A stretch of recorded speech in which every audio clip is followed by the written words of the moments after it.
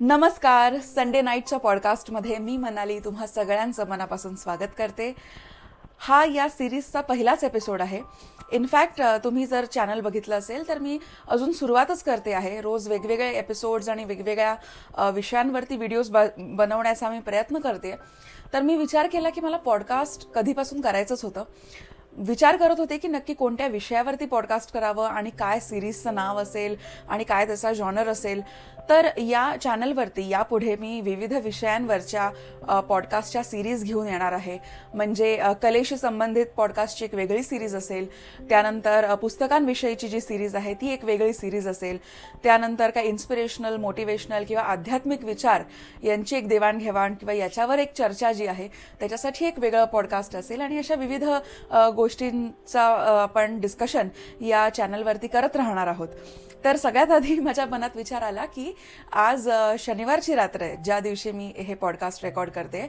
मात्र उद्या हा रविवार आहे आणि बऱ्याचशा ऑफिस गोअर्ससाठी रविवारची रात्र थोडी कठीण असते, डिफिकल्ट असते. कारण एक फ्रायडे, सॅटर्डे, संडे आपल्याला एक एस्केप मिळालेला असतो आपल्या आयुष्यातून, आपल्या रुटीन मंडेन आयुष्यातून. आपण कुठे बाहेर फिरायला जातो किंवा काय गप्पा गोष्टी करतो, फॅमिलीसोबत वेळ घालवतो. मात्र मंडेपासून पुन्हा एकदा आपलं ते जे रुटीन आहे ते पुन्हा सुरुवात त्याची होणार असते. आणि त्यामुळे मंडे ब्लूज ज्याला म्हणतात त्याची सुरुवात ही संडे नाईटपासूनच झालेली असते. त्यामुळे असंही एक ऑब्झर्वेशन आहे की संडे नाईटला, रविवारच्या रात्री बरेचसे लोक इन्स्पिरेशनल, मोटिवेशनल पुस्तकं वाचतात किंवा असे काही पॉडकास्ट्स ऐकतात. तर म्हणून मी विचार केला की एक पहिली जी सिरीज आपण सुरुवात करणार आहोत त्या सिरीजचं नावच आहे संडे नाईट पॉडकास्ट. इथे आपण रविवारच्या रात्री काही इन्स्पिरेशनल गोष्टींविषयी चर्चा करणार आहोत. काही मोटिवेशनल पुस्तकं असतील, काही रेकमेंडेशन्स असतील माझ्याकडून किंवा तुमच्याकडनं काही गोष्टी आलेल्या असतील. अशा विविध गोष्टींना आपण एक्सप्लोअर करणार आहोत जेणेकरून मंडेचा जो आपला दिवस आहे तो एक छान, आनंदी, उत्साही आणि असा काय म्हणतो आपण त्याला, एक अपबीट असा दिवस आपण घालवू शकू. आणि मंडे मॉर्निंग जी आहे आपली, सोमवारची सकाळ, ती अतिशय आनंदी आणि उत्साही अशा पद्धतीनं जावी, हाच या पॉडकास्ट सिरीजचा एकमेव हेतू आहे. तर 19 फेब्रुवारी जवळ येते आहे आणि 19 फेब्रुवारीला जवळपास सगळ्या मराठी प्रेक्षकांना माहीतच असेल की शिवजयंती आहे. छत्रपती शिवाजी महाराजांची जयंती या दिवशी असते. तर खूप ठिकाणी बरेच सोहळे असणार आहेत. आपल्याला न्यूजवरती त्या दिवशी दिसेल किंवा बरेचसे कॉन्टेंट आपल्याला छत्रपतींबद्दल त्या दिवशी बघायला मिळतील यूट्यूबवर. तर मी विचार केला की आज आपण एका अशा पुस्तकाबद्दल बोलावं जे पुस्तक माझ्या मते प्रत्येक विद्यार्थिनीने आणि एका तरुण वयातल्या व्यक्तीने हे पुस्तक नक्की वाचावं. आणि हे पुस्तक म्हणजे छत्रपती शिवाजी महाराजांच्या आयुष्यावर लिहिलेली, रणजित देसाई या लेखकाने लिहिलेली ही कादंबरी आहे, श्रीमान योगी. आता माफ करा, माझी प्रत ही थोडीशी वापरून थोडं ती हे झालेली आहे, थोडं पानं त्याची निघालेली आहेत. मात्र हे पुस्तक वाचलंच इतक्या वेळा गेलं आहे की वाचून वाचून ही आता नवीन पुस्तक घेण्याची वेळ आली आहे.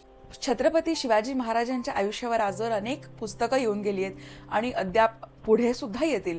मात्र माझ्या मते छत्रपतींच्या आयुष्यावर लिहिलं गेलेलं सगळ्यात उत्तम पुस्तक जर असेल तर हे श्रीमान योगी आहे. तर असं का? बाबासाहेब पुरंदरे यांनी छत्रपतींच्या आयुष्यावरती खूप डीप त्यांचा अभ्यास होता आणि त्यांनी राजा शिवछत्रपती हे पुस्तक लिहिलं आणि ते पुस्तकही मी वाचलेलं आहे. आणि ते पुस्तक जे आहे ते एक अभ्यासू दृष्टिकोनाने, एक रिसर्च या दृष्टिकोनाने लिहिलेलं ते एक पुस्तक आहे. त्यामुळे ज्यांना छत्रपतींच्या आयुष्याबद्दल जास्त जाणून घ्यायचं असेल, इन्फॉर्मेशन हवी असेल, त्यांनी ते पुस्तक नक्की वाचावं. मात्र जो एक रसिक वाचक असेल, ज्याला गोष्टी वाचायला आवडतात किंवा ज्याला असं रंगवून सांगितलेली गोष्ट, रंगवून सांगितलेला प्रसंग वाचायला ज्याला मजा येते, आनंद वाटतो, अशा वाचकानं हे पुस्तक वाचावं. इतिहासाची माहिती प्रत्येकालाच असेल असं नाही. आपल्यातले बरेच जण आहेत ज्यांना छत्रपतींच्या आयुष्याच्या जे मेन गोष्टी आहेत, आग्र्याहून सुटका किंवा शाहिस्तेखानाची बोटं तोडणं, अफजल खानाचा वध, अशा काही मोजक्या गोष्टी माहिती आहेत. मात्र त्याचे डिटेल्स आहेत, त्या प्रसंगामध्ये अजून कोणकोणते मावळे त्यांच्यासोबत होते, त्यांचं मंडळ त्यांच्यासोबत होतं, काही वेगवेगळे कॅरेक्टर्स होते, हे सगळं सुरू असताना त्यांच्या मनात काय चालू होतं, त्यांच्या पर्सनल लाईफमध्ये काय चालू होतं, आणि आपल्या मराठ्यांचा जो एकंदर इतिहास होता त्याचा एक बर्ड्स आय व्ह्यू. त्याच वेळी आपलं आदिलशाहीमध्ये काय घडामोडी सुरू होत्या, मोघलांच्या इकडे काय सुरू होतं दिल्लीमध्ये, पोर्तुगीज काय नवीन ऍक्टिव्हिटी करत होते, ब्रिटिश कसे आले छत्रपतींना भेटण्यासाठी. तर हे जे सगळं आहे की एक भारताचा एक ओव्हरऑल बर्ड्स आय पर्स्पेक्टिव्ह हा आपल्याला या पुस्तकातनं मिळतो. आणि तोही एक मनोरंजक पद्धतीनं. एखादा आपण सिनेमा बघतोय किंवा एखादी खूप मोठी सिरीज आपण एक्सपिरियन्स करतोय असं आपल्याला हे पुस्तक वाचताना जाणवतं. आता या पुस्तकाची एक विशेष गोष्ट म्हणजे की यामध्ये त्यांनी कोणत्याही कॅरेक्टरला एक लेखकाने इथे स्वतःचं मत इथे मांडलेलं नाहीये. प्रत्येक कॅरेक्टर जे आहे हे त्या कॅरेक्टरचे पर्स्पेक्टिव्ह त्यांनी दाखवलेले आहेत. आणि मुळात छत्रपती हे ऑफकोर्स हे या पुस्तकाचे हिरो आहेत, प्रोटॅगनिस्ट आहेत, त्यांच्याविषयी हे पुस्तक आहे. तरीही आपल्याला कुठेही असं वाटत नाही की बाकीचे जे कॅरेक्टर्स आहेत, पात्र आहेत, ते कुठे डावलल्या गेले आहेत किंवा फक्त छत्रपतींच्याच पॉइंट ऑफ व्ह्यूने गोष्ट सुरू आहे असं कुठेही आपल्याला वाटत नाही. उदाहरणार्थ जेव्हा सईबाईंचे आणि छत्रपतींचे काही प्रसंग याच्यामध्ये आहेत तर तिथे सईबाईंचाही दृष्टिकोन तिथे दिलेला आहे आणि त्याच्यातनं त्यांचा स्वभाव आपल्याला दिसतो की त्या कशा अल्लड स्वभावाच्या होत्या किंवा कशा निरागस होत्या. आणि त्यांच्या समोर छत्रपती जे आहेत ते देखील मनाने तितकेच निरागस, वयाने तितकेच अवखळ असे होते. मात्र त्यांच्या खांद्यांवर इतकी मोठी जबाबदारी होती स्वराज्य पेलण्याची आणि त्याचा जो आपला मेसेज आहे तो सगळ्या मराठ्यांपर्यंत पोहोचवण्याची. तर या जबाबदारीमुळे कुठे ते या ज्या छोट्या छोट्या घटना होत्या त्यांच्या आयुष्यातले आणि प्रसंग होते हे त्यांच्यासाठी किती मौल्यवान होते हे या प्रसंगातून आपल्याला दिसतं. आणि सईबाईंचा हाच जो निरागसपणा आहे, जो अवखळपणा आहे तो त्यांना कसा आवडून जायचा आणि याच्यातनं एक पतीपत्नीचं नातं कसं बहरलं या सगळ्या गोष्टी त्यांनी दिलेल्या आहेत. त्याचबरोबर छत्रपतींनी सुरुवातीला त्यांचं जे मंत्रिमंडळ होतं आणि जे मावळे होते हे सगळे टर्मिनॉलॉजीज नंतर आले, पण सुरुवातीला त्यांनी फक्त मित्र जमवण्याचा प्रयत्न केला. तर हे जे सगळे मावळे होते, सगळे मंत्री होते, हे सगळे आधी त्यांचे मित्र होते. आणि मित्रांमधला एक लीडर कसा असतो की जो इतका पॉवरफुली स्वतःचं म्हणणं मांडत असतो आणि त्याचे जे विचार आहेत ते इतके प्रभावी असतात की संपूर्ण तो जो गट आहे, संपूर्ण जे मित्रांचा ग्रुप आहे ते सगळे भारावून जातात. आणि मग सगळे हे एका या व्यक्तीच्या आयुष्याच्या गोलसाठी काम करायला सज्ज होतात, तयार होतात आणि मग रोहिडेश्वराची शपथ घेतली जाते. तर आपल्याला आता हे प्रसंग तर माहिती आहेत, रोहिडेश्वराची शपथ, त्याच्यानंतर अफजल खानाचा वध झाला, शाहिस्तेखानाची बोटं तोडली. मात्र याच्या मागे काय गोष्टी घडल्या ज्याचा रिझल्ट हे या घटनांपर्यंत आपण आलो. तर हा जो एक प्रवास आहे हा प्रवास या पुस्तकामध्ये तुम्हाला मांडलेला दिसेल आणि तो प्रवास अनुभवणं हे जास्त एक सुखद ती अनुभूती आहे. अशी म्हणाले की प्रत्येक विद्यार्थिनीने, विद्यार्थ्याने हे पुस्तक वाचावं. तर असं का? मी स्वतः हे पुस्तक जेव्हा 10वीच्या परीक्षा आपल्या होतात आणि त्याच्यानंतर आपलं शालेय जीवन संपून जेव्हा आपण कॉलेजमध्ये जातो त्याच्यामध्ये एक मोठी सुट्टी असते 3-4 महिन्याची. तर त्या सुट्टीमध्ये हे पुस्तक माझ्या हातात पडलं आणि हे कदाचित ही पहिली मोठी कादंबरी असेल. एवढी मोठी, एवढी जड, इतकी पानं असलेली ही एवढी जड कादंबरी ही मी पहिल्यांदा वाचली. त्यामुळे हे पुस्तक संपवणं हे सुद्धा त्या वयात आपल्याला एक अचीवमेंट वाटते की हे साधारण किती पानं असतील याची? बापरे, 1100 पेक्षाही जास्त पानं आहेत, 1105 समथिंग. तर एवढ्या पानाची कादंबरी आपण वाचतो आहोत एवढ्या कमी वयात. आपल्याला स्वतःला एक बूस्ट मिळतो आतून. त्याच्यानंतर त्या काळात आता हेही आहे की एवढा सोशल मीडिया नव्हता, इतके कार्यक्रम नव्हते, त्यामुळे आपल्याला आनंद हा पुस्तकातनं जास्त मिळायचा. आत्ताच्या काळात तो एक जास्त मोठा टास्क झालेला आहे की कोणत्याही पुस्तकाने आपलं मन रोखून ठेवणं किंवा त्याच्यात आपलं मन रमणं हे जास्त डिफिकल्ट झालेलं आहे आत्ताच्या काळामध्ये. मात्र प्रयत्न केला तर ते आत्ताच्या काळातही आपल्याला जमू शकतं, कारण या पुस्तकामध्ये एवढी ताकद आहे तुम्हाला थांबून धरण्याची, तुम्हाला रोखून धरण्याची. स्टुडंट्सने हे पुस्तक यासाठी वाचावं कारण याच्यामध्ये फक्त आर्ट ऑफ वॉर हे फक्त त्यांनी समजवलेलं नाहीये, तर एक चांगला विद्यार्थी कसा घडला जातो हे याच्यात दाखवलंय. सुरुवातीला छत्रपती आणि दादोजी कोंडदेव जेव्हा छत्रपती झाले नव्हते, एक छोटा शिवाजी होता, छोटा ते मूल होतं एक 10-11 वर्षांचं.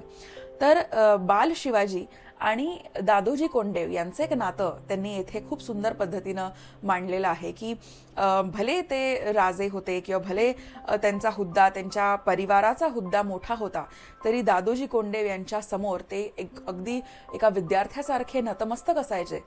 एका टीचरला स्टुडंटने कसं समर्पित झालं पाहिजे, समर्पण त्याच्या मनामध्ये असलं पाहिजे, ही गोष्ट आपण इथून शिकू शकतो. आणि ते जे काही प्रसंग आहे दादोजी कोंडदेव यांचे आणि छत्रपतींचे, हे प्रसंग खूपच वाचण्यासारखे आहेत. मला याच्यातला एक ठळक प्रसंग आठवतो, तो मी इथे शॉर्टमध्ये सांगते. तो माझ्या का लक्षात राहिला तो प्रसंग, की एक उत्तम लिखाणाचा एक नमुना म्हणून मला ते इकडे सांगायला आवडेल की दादोजी कोंडदेव हे किती ऑनेस्ट होते, किती इमानदार होते, इमानदार नोकर ते स्वतःला असंच म्हणून घेत असत या पुस्तकानुसार. की तर याच्यात शहाजी राजे जे आहेत ते एक आंब्याची बाग दादोजी कोंडदेव यांना त्याची देखरेख करण्याची जबाबदारी त्यांच्याकडे देतात. आणि एके दिवशी दादोजी कोंडदेव हे मासाहेबांसोबत त्या आंब्याच्या बागेमध्ये फिरत असतात आणि सगळे डिटेल्स ते सांगत असतात की आम्ही किती इथवर काम कुठवर आलेलं आहे किंवा काय प्रगती झालेली आहे इकडची.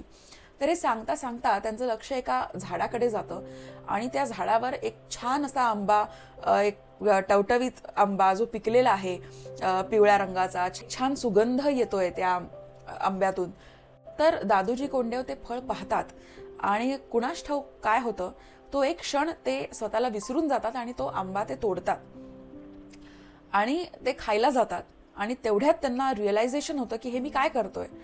आणि त्या क्षणापासून ते स्वतःच्या नजरेत आपण पडतो म्हणतात तसं त्यांना फील होतं. आणि थोड्या वेळाने मासाहेबांना कोणीतरी धावत धावत सांगत येतं की दादोजी कोंडदेव बघा, पटकन चला तुम्ही त्यांच्याकडे, ते कसं करतायत बघा.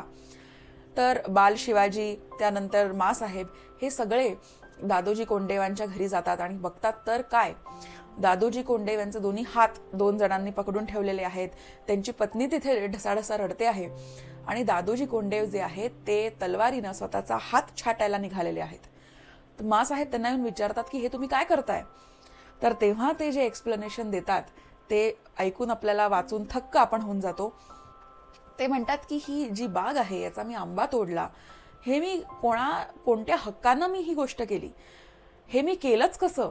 कारण ही जी बाग आहे ही माझ्या मालकाची आहे, मी नोकर आहे. आणि जेव्हा तुम्ही मालकाची एखादी प्रॉपर्टी टच करतात, ती घेतात, म्हणजे तुम्ही चोरीच करत आहात. म्हणजे मी चोरी केली आणि एक मी इमानदार नोकर स्वतःला समजत होतो, तो मी नाहीये, मी चोर निघालो. आणि असे ते स्वतःला दोष देत राहतात आणि शिक्षा म्हणून ते स्वतःचा हात कापायला निघालेले असतात, छाटून टाकायला निघालेले असतात. तर एका शिक्षकाची ही खूण आहे की चूक झाली तिथे चुकीला माफी नाही, तिथे शिक्षा ही झालीच पाहिजे, आपला लेसन हा आपण शिकलोच पाहिजे.